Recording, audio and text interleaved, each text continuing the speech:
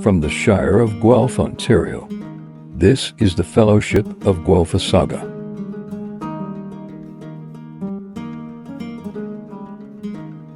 The Fellowship of Guelphissauga continues, with the mayor missing out on his housing cost crisis Christmas miracle.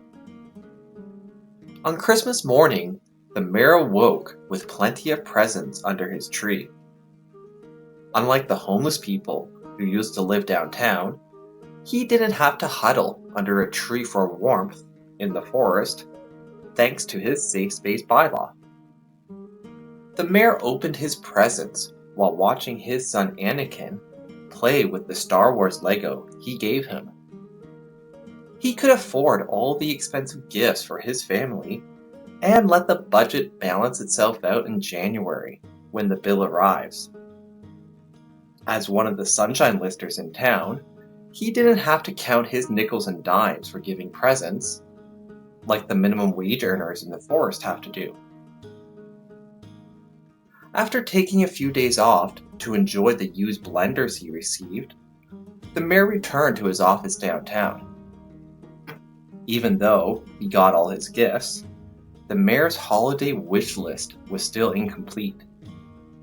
He couldn't say he was #solving the housing crisis with his weak-powered flex on his yearly budget. So he had to go back to his office to sell the numbers again.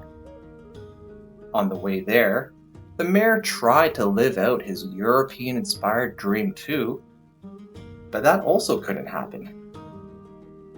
Normally, the mayor could get a coffee downtown, like they do in Europe, but unfortunately, that's no longer possible.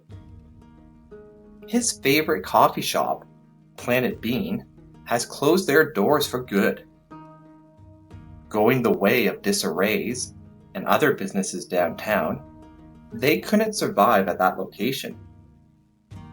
Planet Bean tried to appeal to a diverse crowd with their rainbow flags and festive events, but that didn't stop them from waking up broke. Their other location on Grange Road remains open, but the mayor can't walk there on the way to his office, like in his European-inspired dreams. The mayor arrived at his office empty-handed as he attempted to #solve the housing crisis again. He tried to flex his strong mayor powers on his budget, but he couldn't flex it hard enough and missed out on a Christmas miracle for this year. It was the sunshine listers with their bloated budgets and bloated boards who stood in the way of the mayor making housing more affordable with a residential tax cut. If the mayor actually had strong mayor powers over these bloated boards, then he could have kept his promise back in February of this year. He had promised to flex down an expected 9.8% tax increase to 4%.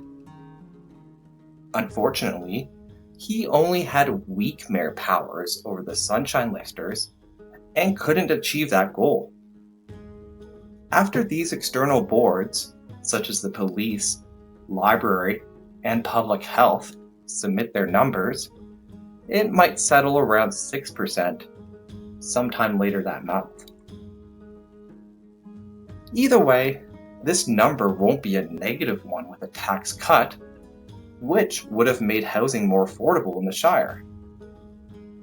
People were already waving protest signs in the streets and writing letters questioning the mayor's not-so-strong powers. One person found it hard to comprehend why the mayor of our fine city, or any city in that matter, sits and votes on a police board responsible for developing, operating, and capital budgets.